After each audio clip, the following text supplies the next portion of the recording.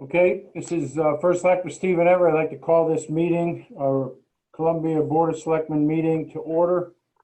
And first order of business is a moment of silence. I think we have, sorry to say, too much to have a moment of silence for. So certainly those afflicted by the coronavirus and for the healing of our country. So I ask that you say your prayers.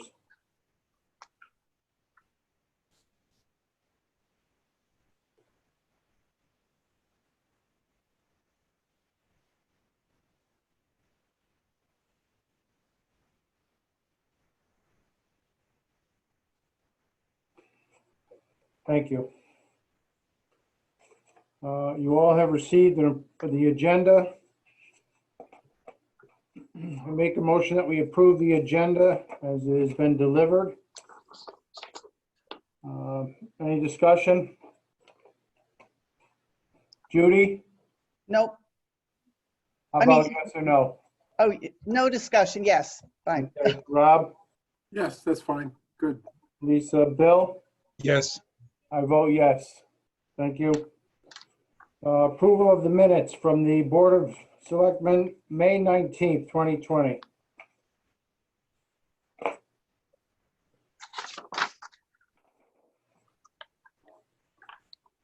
A lot of paper on there.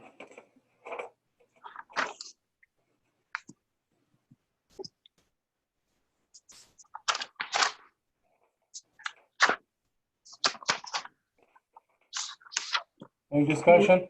I'd like to add something. Okay, That at the end of the meeting, that we had some discussion from the public about opening the beach. Yep. And it was discussed that the Board of Selectmen would get the information about what the comments were, and then we'd get the information about how if changes were going to be made to what we had voted on. okay.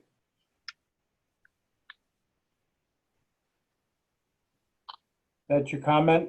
Yeah, that just to add that to the minutes, that the Board of Selectmen was going to get the information before any changes were made.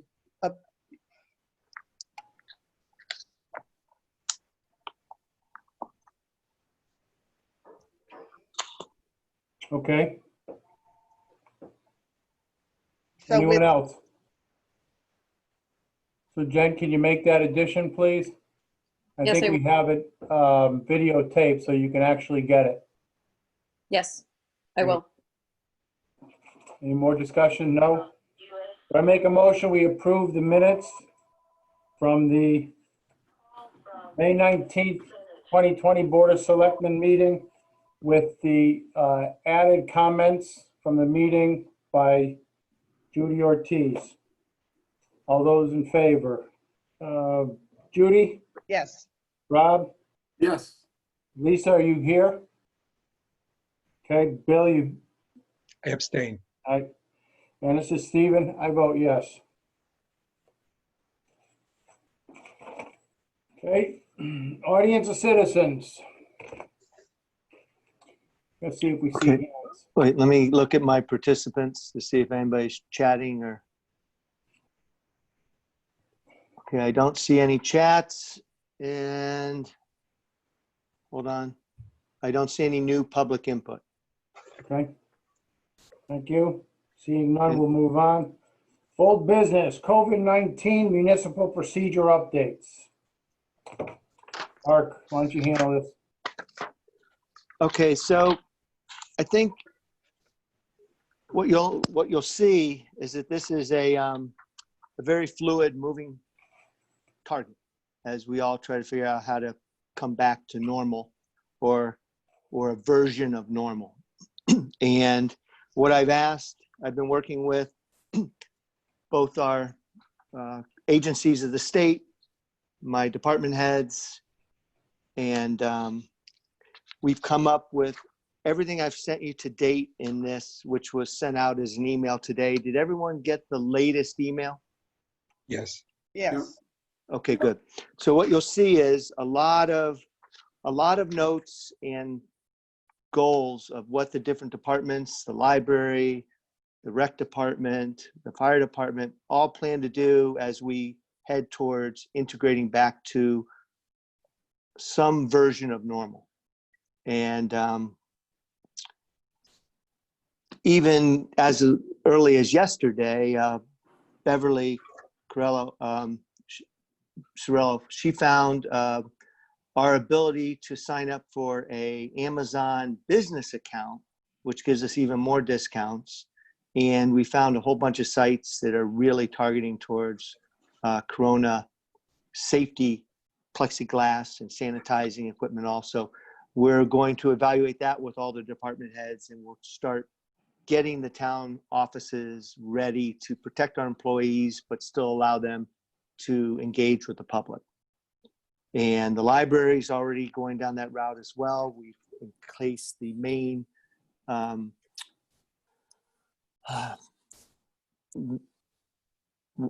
desk when you walk in there with plexiglass. So everyone behind that is protected somewhat. And they're starting a book drop out as you order, they'll place things outside that you can pick up. So that's starting. And my feeling is we haven't come up with an actual date yet to open up to the residents. My feeling is we'll target somewhere probably between June 20th and July 5th. But what we want to do is, as June's going along, track how many cases are hitting, and do we have any uptick yet? Right now, things are still looking steady, which is good. And I think we'll know a lot more with our next Board of Selectmen meeting in June. And right now, I feel that we're still serving the public very well. I don't think we've dropped the ball on anything a citizen is needed. The employees have been very adaptive in how we're working with everybody via internet, mail, drop off, our new mailboxes outside Town Hall. So everything seems to be working. So I'm confident that we can take this slow before integrating and opening Town Hall. We're also going to be ordering stickers for the floor for social distancing of how close while you're waiting to get to one of the offices. We'll probably have a one direction in through Yeoman's, out through town office for the residents. And in the beginning, I would think as we open, it'll be by appointment, where you would call in from the parking lot to the town clerk, I'm here, I need a marriage certificate, and then you're brought in and met at the door. So I think it'll be step by step by step. And I just want to make sure the employees are comfortable as we go down this road. And right now, they've all been working really well. Stephen, I think that covers it. And if there's any questions anybody has over these preliminary procedures I have in place or plan to execute, I'm happy to answer any questions. Are you, so you're going to have people by appointment at some, well, maybe down the road, you'll limit the number of people coming in, or you're not sure? Well, by appointment, that will create the Right. limiting. And Right. then I would think when we stop doing appointments, we'll have literally places to stand while you're waiting. And then that might actually go into the outside. So you might not be able to get into Yeoman's unless you have a spot to stand on. If we're still doing 6 foot distancing. Right. And then you would either veer to the land use department or veer to the, towards its assessor, town clerk, or taxes. Right. And now the good thing is taxes can be all paid online. And if you want a receipt, you can drop your tax bill off with a check and we'll mail you a receipt. So there's a lot of options we can do to prevent what is normal during a tax payment cycle of, lots of people all waiting in line for the tax office. Right. So we're ahead of that curve, which is good. Other board member questions? No, thank you. All Good. set.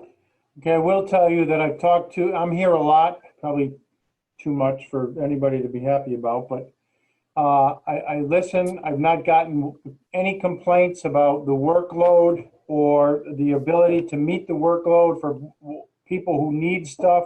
So I've been briefed on this. You can read it. If you have questions, please continue to call in or get an appointment. But, I'm okay with this plan. I think if we were missing the boat on something, then we'd have to change it. But right now, I think that a lot of people are learning to do stuff via the internet or on mail or dropping it off, and it's working just fine. So, we'll work the plan. Thank you. Also, did everybody get the newsletter that went out? Yes. Okay, so that has a lot of information for the residents too. And then if people have questions, always ask them if they've signed up for the newsletter. So, we want to make sure that gets to all the citizens of Columbia. Hey, I had a question from the newsletter, but it's related to the lake. I don't know if we're gonna. Want me to ask now? we have a Columbia Lake section. You want to bring it up then? Okay, that's fine. Okay, don't forget it. Write it down. Is that it for old business, Mark? Yes. Great. New business. Recommendation for candidates to serve the Charter Revision Commission. Every 10 years, we are bound by the charter to review the charter and revise it as necessary. So I'm asking for volunteers, people who people who care the direction of the town and would like to be able to donate their time. I'd like to think that it's a pretty easy. It can be a pretty easy commission, but it could be a long one if a lot of things are outdated or need to change. So, talk to them before you submit their name, but we will be looking for candidates from, How many people? I think there was 9 or 11 on the last one, right, Mark? Wait, I think it was 8. 1, 2, 3, 4, 5, 6, 7, 8. It was 8, and Henry Beck was ex officio member. Henry said he'd rather be a citizen this time and not billing, but if any legal review needed to be done, he would send it to his firm. Now, how many? Eight. How many Democrats and how many Republicans, or does it matter? I forgot. I was going to go down, ask the town clerk that today. I think it would still have to be a balanced, just like any commission, but I'll follow up on that to make sure we're correct. Because I'm sure you wouldn't want it all one party and all or another. Right. You'd want some balance. And I also think you would want representation from different boards, like someone from FIPAC, someone from Board of Selectmen, someone from zoning, land use. So you'd want some of the critical areas that would be affected by the charter. Is there any direction to go by on that, Mark? Or is it just? Well, I've had already 2 volunteers. Judy, you said you were interested Yep. in volunteering, and Ann Dunnick said she was interested. Henry Beck said he's interested. All right, wait till we get all the names before we. Right. So those are just some early names that have come in. And I've been given some recommendations, but I haven't reached out to those people yet. Okay. You'd want someone from LMAC maybe. So. Okay, maybe we can find some direction if any of those people, any of those boards have to be represented, just to look into. Okay. Thank you. 6.2, Connecticut DOT proposes the installation of a rectangular rapid flashing beacon near the airline trail on Route 87. That's down by me. The line of sight on that, people pulling up, is pretty disastrous. So they've come up with, this was done a couple of years ago, I believe, and I think there is a mock-up in our book, correct? That's actually, the design stage will take 2 years. They plan on production in 2022. but they're showing something of what it could be. I don't think you have the width to have an island in the middle of the We're not crosswalk. having, yeah, I know that. That's just different variations, but I think, Right, it's to flash, to let people know there are people waiting to cross. Or Right. It's not, it's just an awareness beacon, correct? correct. When And will it'll this be be installed? probably solar driven, When will this be installed? 2022. What are we doing now? Right now, it's I cross that often, and it's really dangerous trying to get across there. It's a Right, speed limit. it's a painted crosswalk only right now. So the state would pay for all the design, all the construction, everything.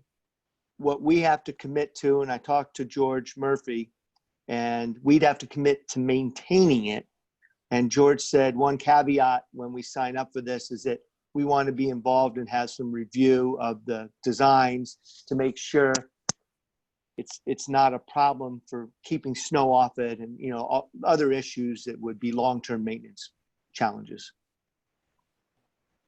But I think Mark. Bill's question is, what are we doing now? Do we have signs saying airline trail, slow down? Has the state put up any signs saying you're approaching? No, a I think right crosswalk? now all it is a is it just a crosswalk? Just a It's a painted crosswalk. crosswalk. Right, that's all. You can't see the crosswalk though. It's just crazy there in the morning. It's so faded. No, it's not faded. It's just insane as far as the speed going down that hill. You have traffic, and as Steve pointed out in the beginning, the sight line is very poor. Well, So- probably when we sign up for this, we should say at least we want higher quality pedestrian ahead signage while we wait for this ultimate production. The They second can question- improve it. Okay, the second question I have is why is the town responsible for the maintenance of it if you have the airline trail, which is a state park, and you have Route 87, which is a state highway? Why are we getting involved in maintaining this?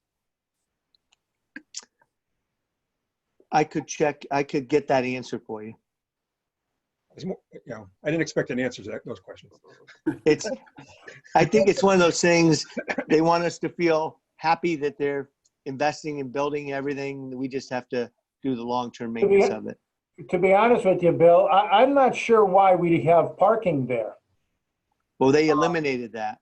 Even on both sides? No, just on the one side. They eliminated because of sight line, but you still could put 4 cars on the other side precariously.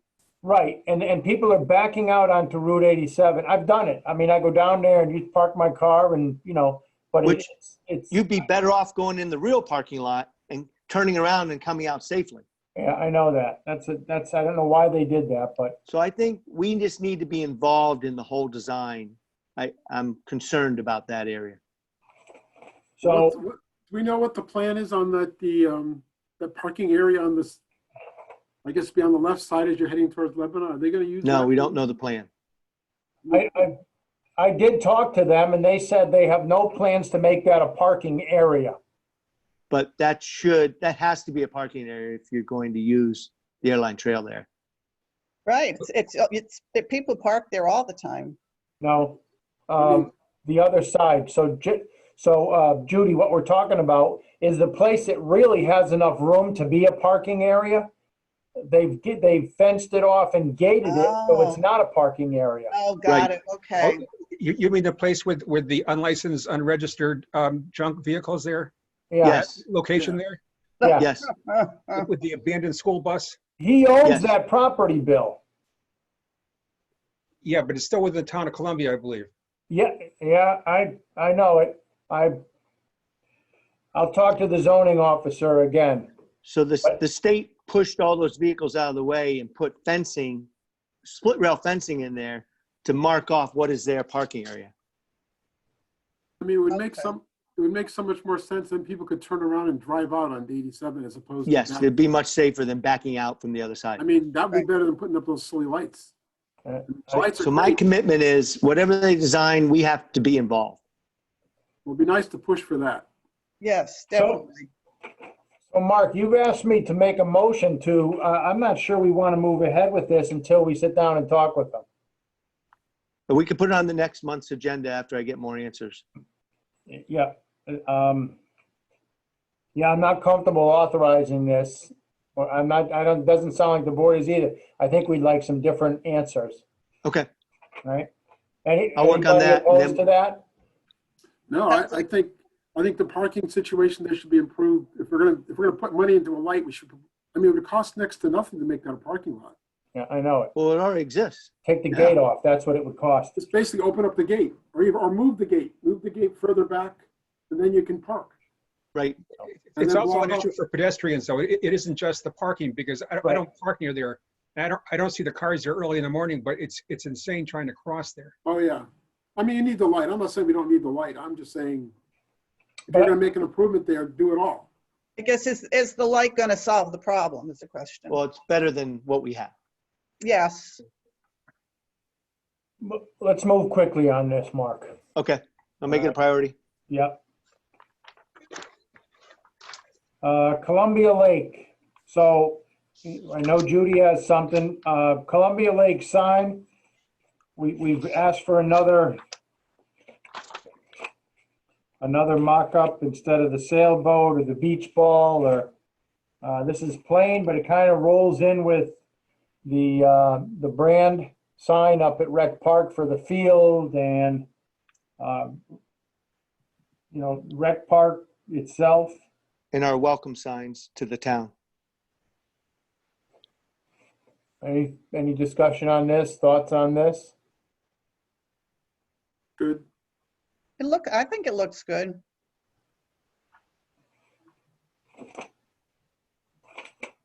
So we just go ahead with this? What, Mark? We don't need a motion, right? Well, it'd be great if you moved that you liked it and before. What's the cost? It's already in the budget. It's, Mark Vols is on. He could tell us if you'd like. Mark, can you unmute? He's not on. Yeah, he is. Here he goes. I believe we have either 5,000 or 5,500 in the budget. That quote is from the same company we used for Rec Park, which was a double-sided sign, same size. I believe that came to 4,000. This should be right around, if not a little bit less, because it's only one-sided.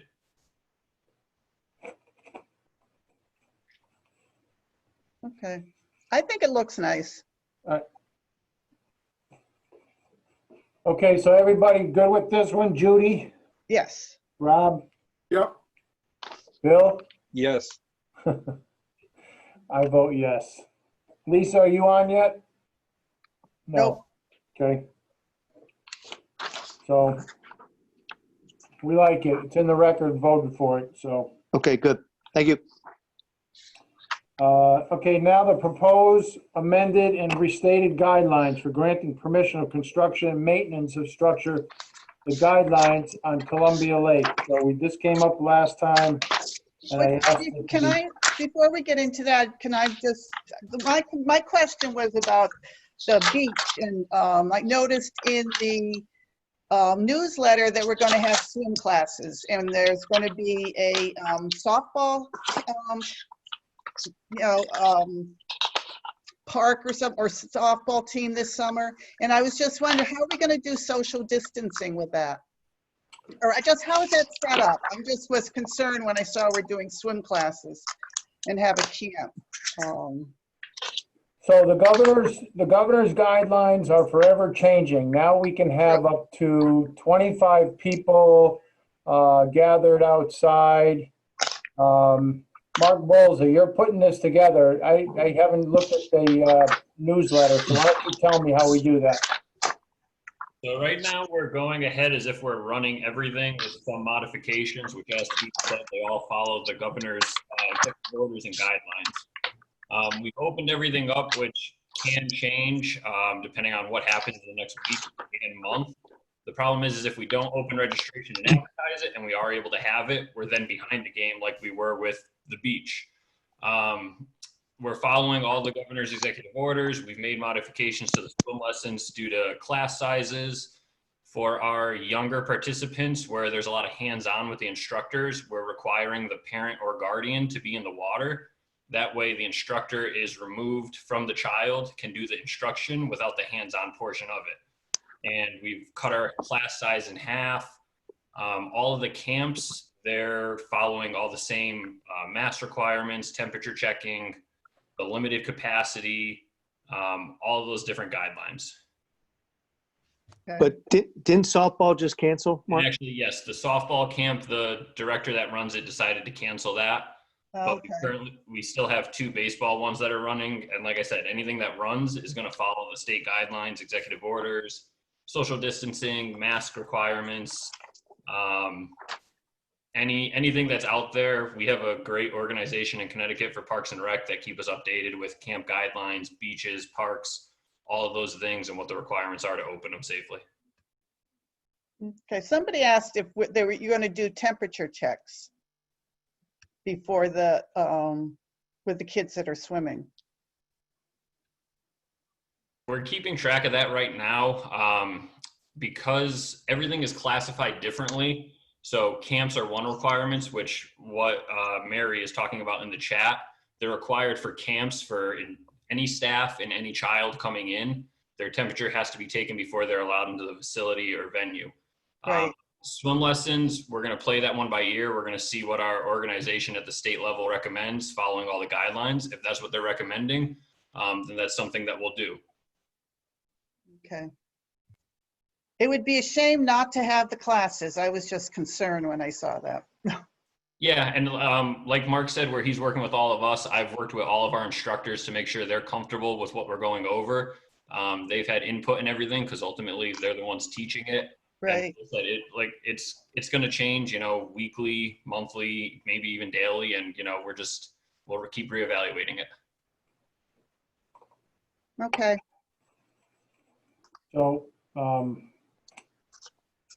back to 7.2, please. Okay, sir. So I asked everybody to go through this and take a look at it. If you had questions, get it to us. We can get you the answers. We actually had input from a couple of different areas and talked to Henry Beck today for clarification on a couple of different things. So Mark, where do we stand on this? Well, one challenge we have is that I believe due to and we even just got a last minute question coming up that's a little more complicated. This probably should be pushed back to LMAC again to have them look at it. Because one issue that might come up is Paula Stahl, our land use planner, came up with most of them minor modifications to wording, but one of the bigger ones was where she was very broad, where we were normally in the beginning very broad on where it said, if required permits. She wanted to say more defined permits from inland wetlands and building department. The challenge there is that we have to make sure that we're clear on what aspects of these guidelines would require building permits or would require inland wetland permits. So if we start defining permits, we don't want to create a division between inland wetlands that we're using these guidelines to limit or expand their powers.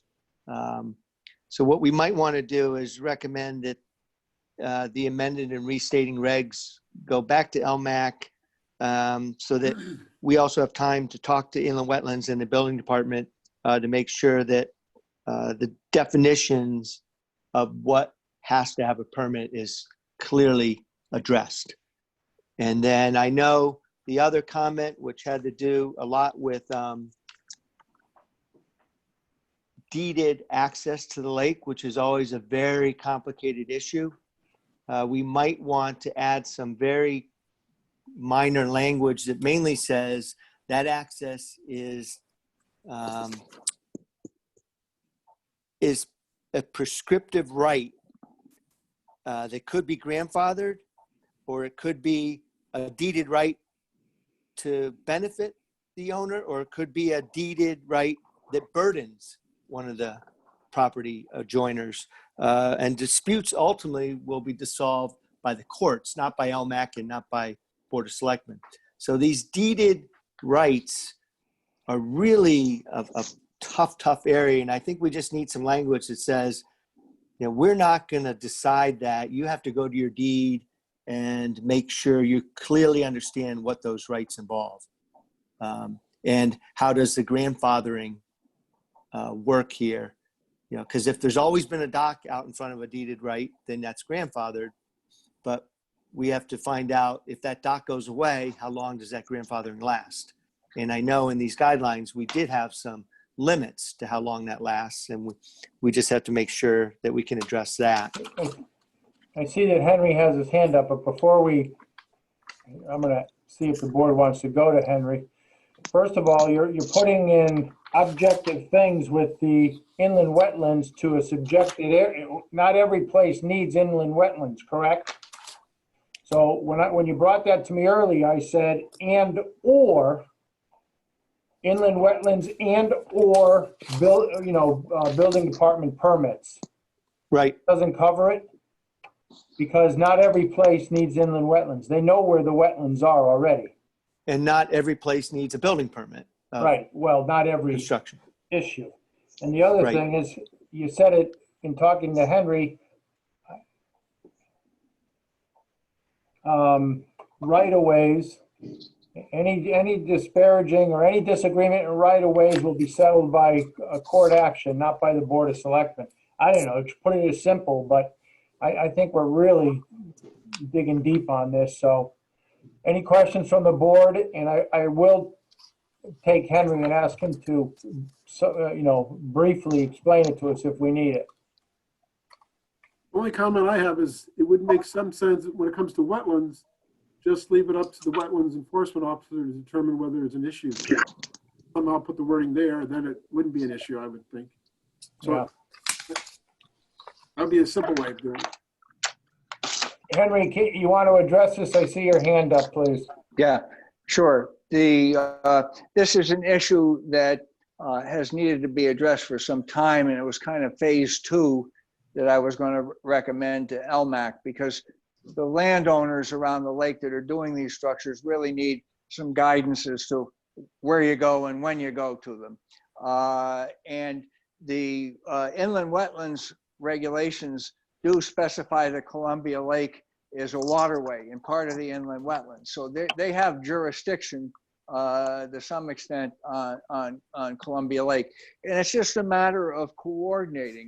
We're wanting to make sure, as Steve has suggested, that we don't have lots of overlap or a lot of not knowing who to go to. And so we just want to map it out so that everybody is comfortable and have a section on that, so that if you know you're doing something that could cause erosion into the lake, you've got to go to inland wetlands.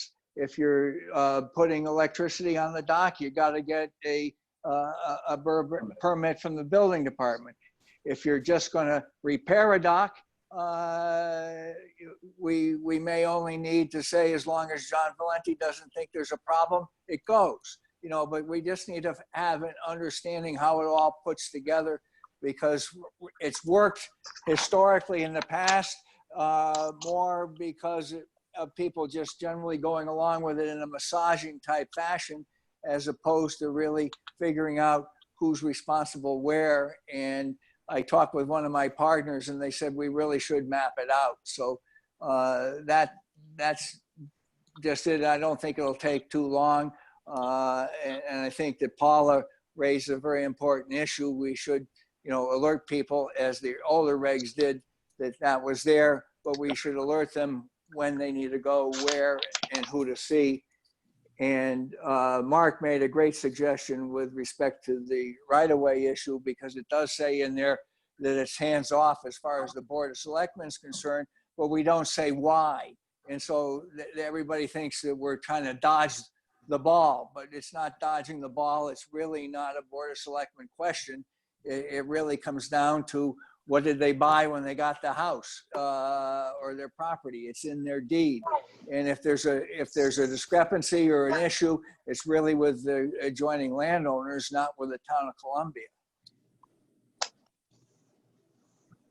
So Henry, are you in favor of us sending this back to you? Because now you put more questions in front of me, and I'd rather have it cleaned up. Yeah, I think if you, I'd like to say what I just said in front of LMAC tomorrow, and then work with Mark and Inland Wetlands and try to pull something simple together so that we can get something back in July. Yeah. Stephen, one other comment came from Bruce Hopper about heights of the seawalls. Yeah. And I believe that is addressed already in the regulations that the maximum height is 30 inches over the spillway. And at the highest, we allow the water over the spillway, which is 6 inches. That still gives 24 inches of wall to protect the properties. So I think that's addressed, but we'll send that back to LMAC with that comment from Bruce Hopper too, and make sure that they're comfortable with the regs addressing his concerns. Yeah. I think his concern really came after very severe weather. Right. You know, heavy rains or and plus severe weather, a perfect storm type of thing. But we will absolutely include it in what we send back to them. So. And then I'm missing it in front of me, but we got one more today concerning, you know, how many boats can be tied up on a dock and sight lines that I don't have in front of me, but we'll send that concern back to LMAC too and let them look at it, and then we'll come back to the board. Yeah, I bet that's probably more clear than the other things that they're looking for. Okay, so no action tonight, we'll send it back. So I'm gonna ask the board, Judy, Rob, Bill, anything that you've seen that you want addressed, we'll send this back. Please include it and we'll get answers for you, okay? Well, I'd like to address it right now. I have a question, Henry, about the addition of the new definition of property line. Will that have any impact at all upon the way you measure frontage in terms of people's property, applicants' property? That's a good question, Bill. I'd like to ask the assessor that, but I would suspect not.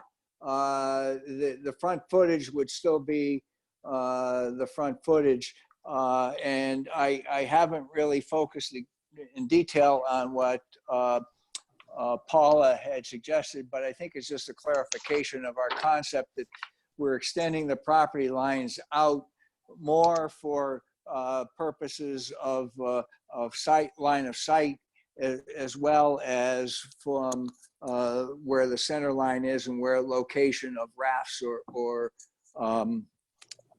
moorings can be. But as the lake is developed not in perfect rectangles, there are many places that end up creating pie-shaped pieces of water in front of a property in which you have to locate your various structures, and in other places it creates a open triangle which has an expansive area of use. And they are guidelines. So, you know, if the property lines don't work, I suppose that an applicant can talk to their neighbors and come in with their neighbors to the selectmen and say, you know, we don't mind if this is over the extended property lines because we're all using it or something like that. But, you know, they are guidelines. Yeah, well, I guess the real question is, if somebody who has a 50 or more foot frontage, will it be changed as a result of these definitions in terms of their right to put a structure there? It will not be, it could be influenced, because if it's a tight restriction, you could see that those lines could end up crossing before you got 20 feet away from the seawall, in which case if you built a 20-foot dock, you would be impinging.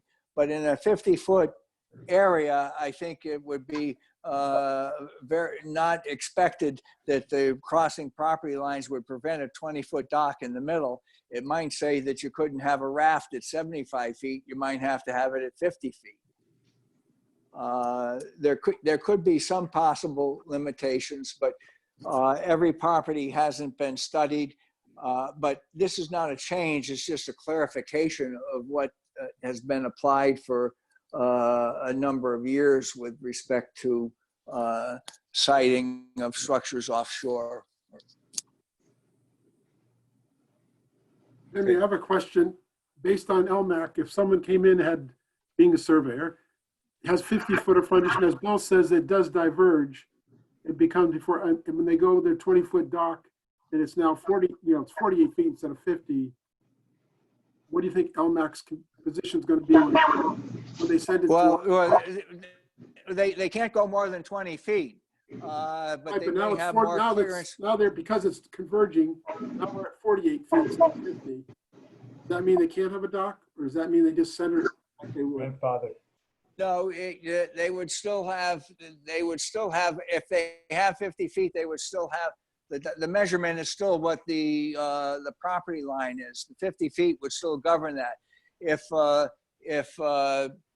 20 feet offshore, it's narrowed to 40 feet, that's only going to necessarily define whether they've got enough clearance from the end of their dock to that property line. So it may influence the placement of the dock, or it may slightly influence the length of the dock, but it doesn't eliminate their ability to have a dock. They just have to design it to what they have.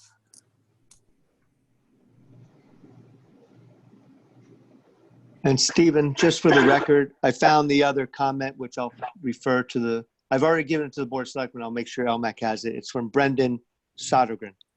Okay. And it's comments on watercraft and placement on structures. Right, okay. Okay. Anybody else comments? If you don't have them now and you have input and want to,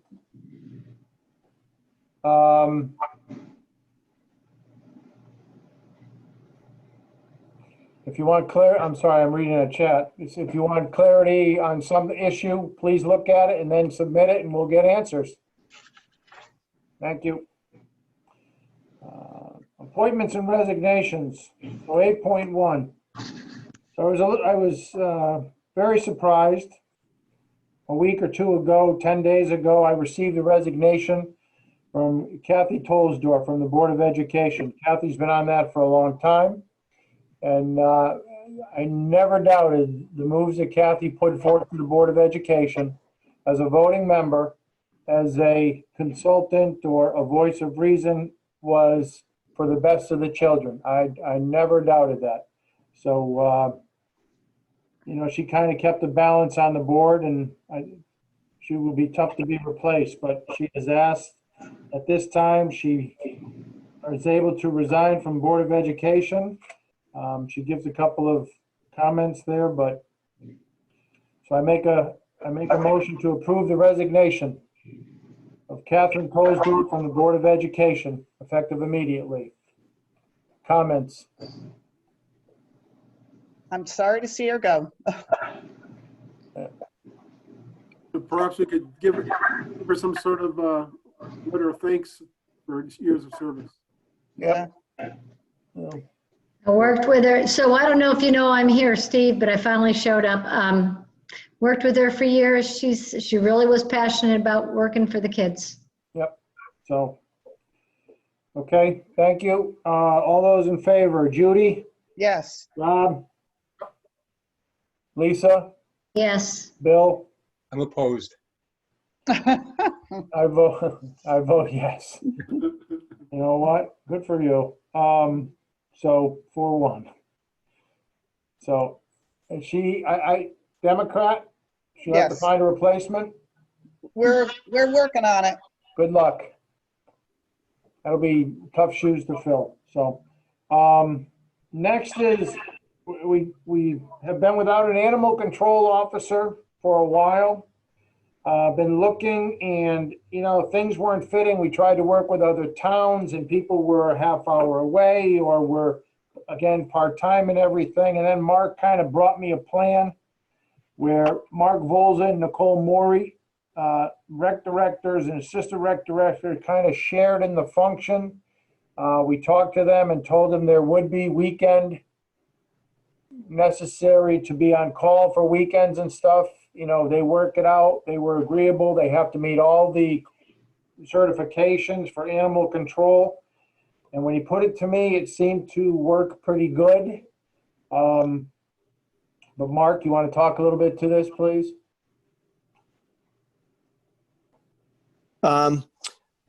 One big advantage is that they'll be on duty during the day, so they can break off from what they're doing. A lot of the calls actually end up being from Rec Park, which Mark and Nicole are already involved with on a daily basis, with dogs off leash and dogs threatening walkers and joggers. So I think there's a good fit there.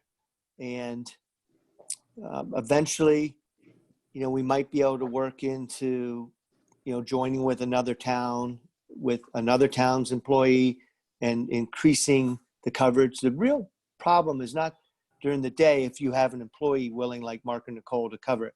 It's weekends and nights.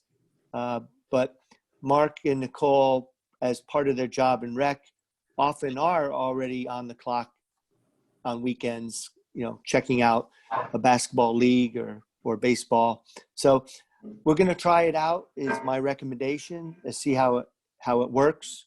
And I always say that the challenge is not so much the animals, it's really being able to work politely with the residents. And Mark and Nicole already do that as a normal part of their job of working with the children and the adults of our town. So I'd like to give it a try. I will tell you that I'm tired of getting the calls at 8 or 9 o'clock at night and going out and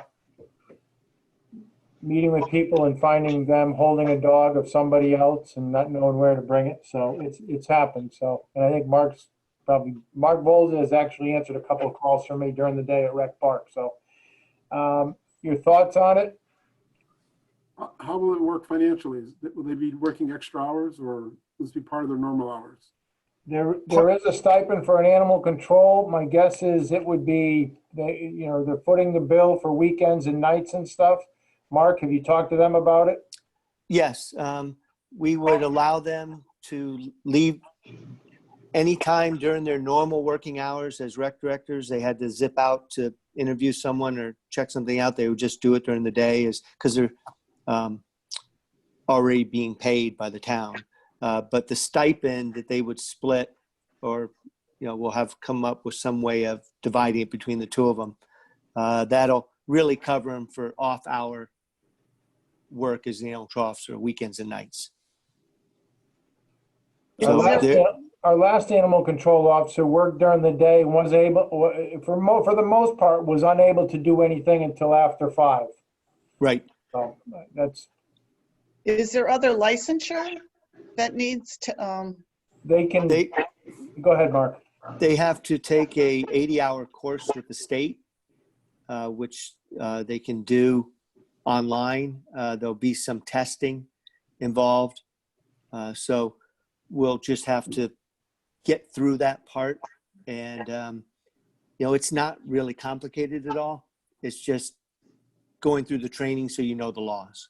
And in the meantime, we have asked the Hebron Animal Control Officer to assist us should we, the need arise, and they have agreed on a limited basis until, we're up and running with a full animal control system. I also got the commitment. The East Haddam Animal Control Officer said he would help in any ways as well. And I've been in constant contact with the new state animal control officer that's in charge of all ACOs statewide, and he's willing to help. Charlie, Rocco, what's his last name? It's something like Rocco something. Okay. I'm blanking out. I'm blanking out on his name, sorry. But he's been real helpful. Have we posted the job on the website or anything? Yes, I have applications. I just think this is the best fit. I've reviewed them with Stephen.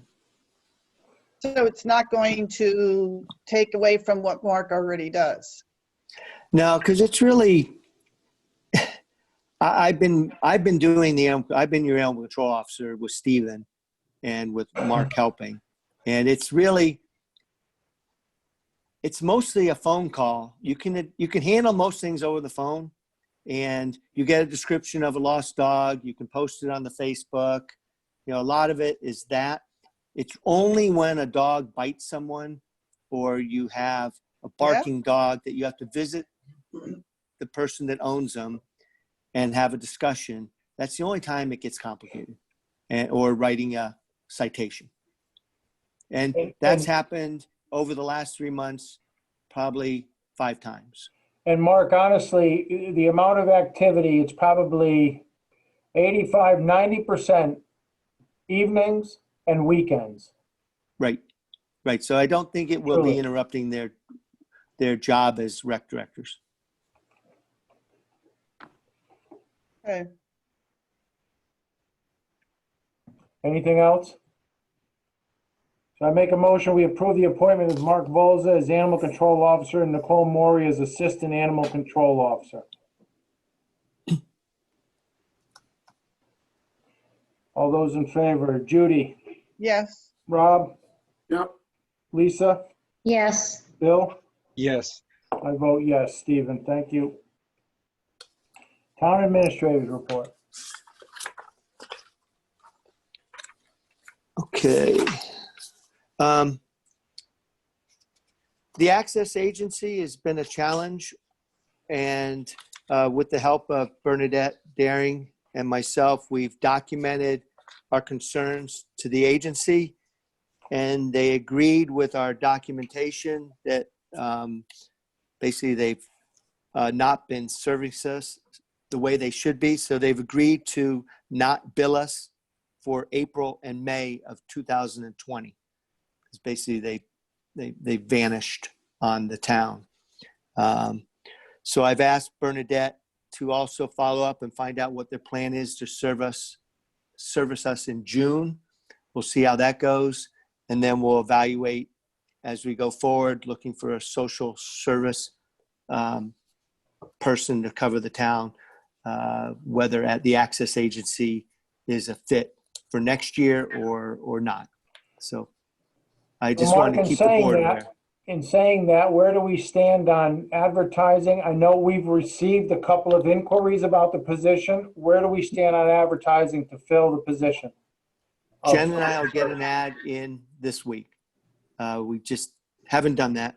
We'll get an ad out. We have it written.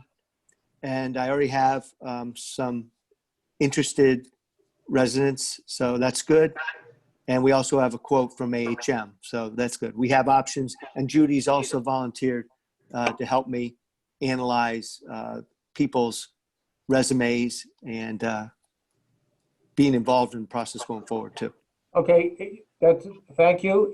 But in my opinion, if Access can work what they're supposed to work and be of assistance to us during this time until we get somebody in July or up to July, whatever, when the new budget rolls and we can bring them in, I would rather we said, yes, we'll take what you can give us to make sure that the citizens can phone calls or needs or stuff like that are as met as best we can, okay?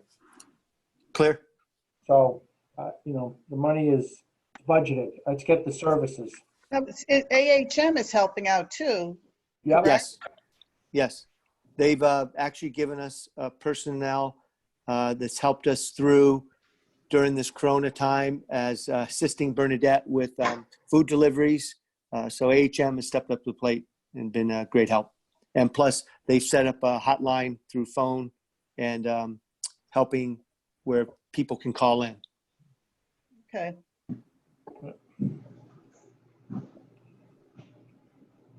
Oh, back to my report. Yes.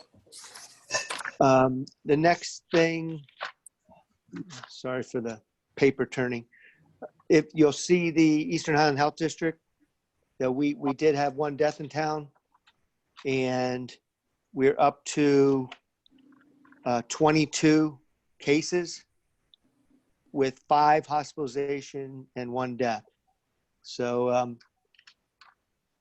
it's been tough, but at least we've not been increasing at any rapid rate, any different than any other towns. So we're all pretty much adding one case here and there without any big spikes. So that's good. I just wanted you all to see how we compare to all the other towns. And CT Chip, which is our insurance consortium, we did get instead of a 19.5% increase this year, we've negotiated down to a 19% increase. So there was a small concession of half a percent. It'll help a little, but not a great deal. I just wanted you to be aware of that. And also we have copy of Executive Order 7S, Section 1, and Executive Order 7W, which defines the suspension and modification of the tax deadlines.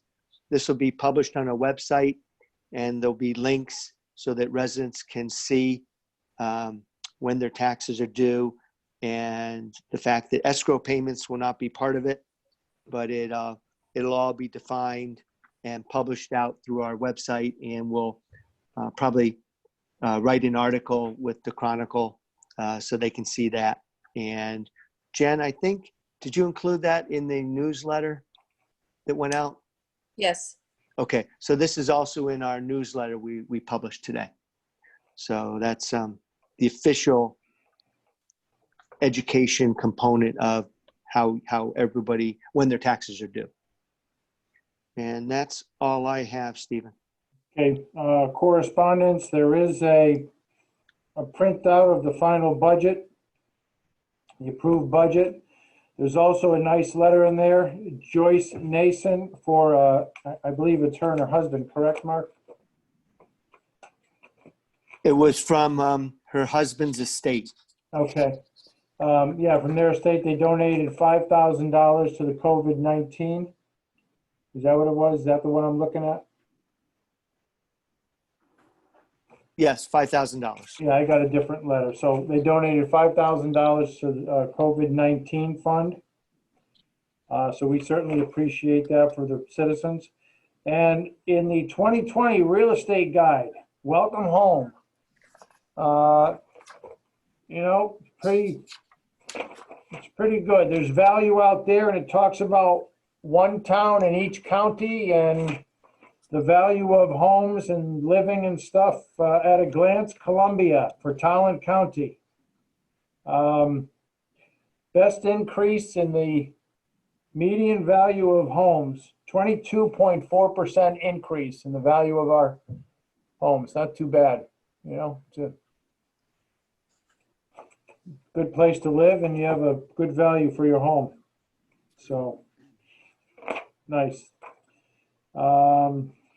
Transfers. I have a couple. One or two.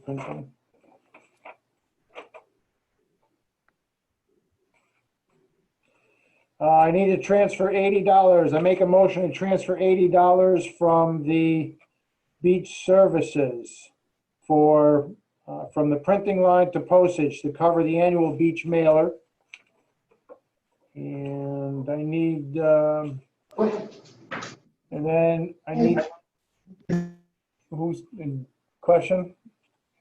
So I'll combine them, I guess. Actually, I make a motion, we transfer $80 from beach services printing line to postage to cover the annual beach mailer.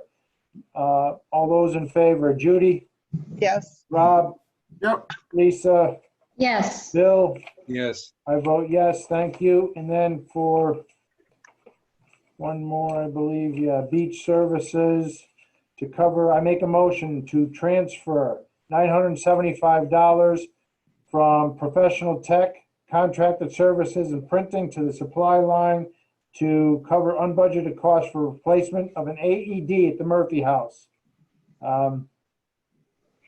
So all those in favor, Judy, Yes. Rob, Yep. Lisa, Yes. Bill, Yes. I vote yes. Thank you very much. Those pass. Do I have other copies of that? Any refunds? No refunds. No refunds. Nice. Bills. I make a motion, we pay bills in the amount of $65,433.92.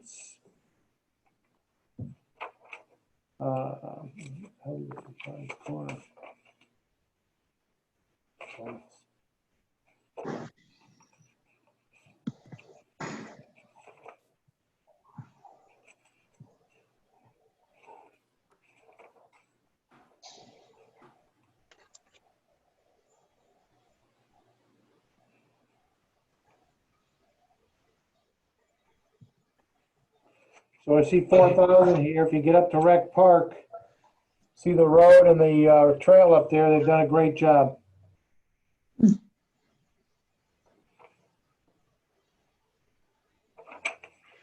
Any discussion? All those in favor? Judy, Yes. Rob, Yes. Lisa, Yes. and Bill. Yes. I vote yes, so we pay 65,433.92. Great. Where we at now? Here, forward back to audience of citizens. I'll look for chat. None. I'll look for hands. None. Thank you all for coming there. It's very nice to see more than a couple people. Thank you. Board member comments.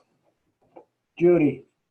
I wanted to thank you for getting the supporting documents and agenda out last week. I've heard some people, there were some concerns from the town residents that they weren't getting information before the meeting, so they know it would be on it and know how to respond. So I thought that was really good, and it's helpful for us.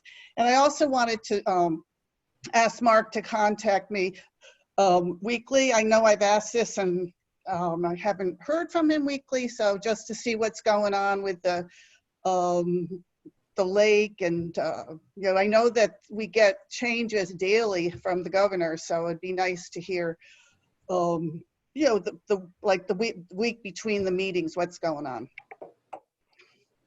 Thank you. Having worked with Mark for 3 years, you're probably better off setting a time and calling him, Judy. But Okay. I'll try and ask Jen to remind him to call you. Okay. And let's see. Rob, anything? No, I'm good. Lisa? No, I'm good. Doing a great job. Bill? I'm okay. I will tell you, Judy, I hear you on that, and I know last week I said, or 2 weeks ago, I said we would call you, and I'll be honest, I'll take the hit on that. We discussed the beach stuff. Yep. I honestly thought at the last comment that I made was, this was in the meeting between Mark Volza, Mark Walter, and myself. Please tell me how many people we can spread it out with the new guideline and include the grass area, and Yeah. let me know. And we talked about money and everything. And the next thing I know, it was printed and out the door. So my fault. I should have been more clear to say, let me know, because we have to inform everybody and decide if this is going to be good. I hear you. And Okay, well, thank you. I just kind of wanted. my fault. I need to clarify it more when I say this is what I want. Before it goes out, I need to check with people, okay? Okay, well, thank you for saying that. What else was I going to say? Now, Just the like to be governor, informed.